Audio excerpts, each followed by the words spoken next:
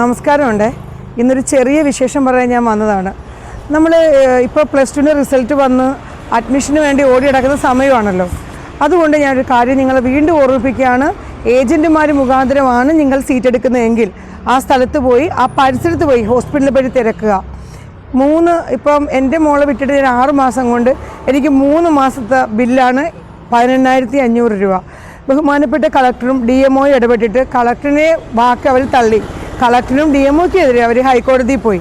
അപ്പോൾ അതുകൊണ്ട് ഏജൻറ്റുമാർ അവരുടെ കമ്മീഷനാണ് 50,000 രൂപ. എനിക്ക് മുടക്കിയത് 1.5 ലക്ഷം രൂപ ആണ്. അവർ പറഞ്ഞത് ഡൊണേഷന് നമുക്ക് രസീറ്റ് എടുത്തില്ലെന്നാണ് പറഞ്ഞത്.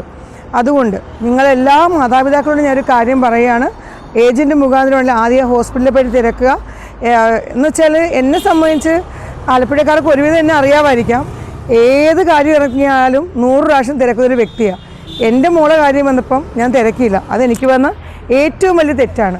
ഇനി നിങ്ങളുടെ മക്കൾക്കും അങ്ങനെ ഉണ്ടാകാതിരിക്കട്ടെ. പിന്നെ അടുത്ത ന്യൂസ് എന്ന് പറഞ്ഞാലുണ്ടല്ലോ, ഇപ്പം പിള്ളേർ CM-നെ കാണാൻ വേണ്ടി നിൽക്കുവാണ്. അതിനെന്തെങ്കിലും ഉത്തരം മറുപടിക്ക് വേണ്ടി ഞാൻ കാത്തിരിക്കുക. കാര്യം അത് കഴിഞ്ഞിട്ട് ആ വിശേഷങ്ങളും അവിടുത്തെ വാർത്താവിശേഷങ്ങളുമായി അല്പസമയത്തിനുള്ളിൽ ഞാൻ എത്തും.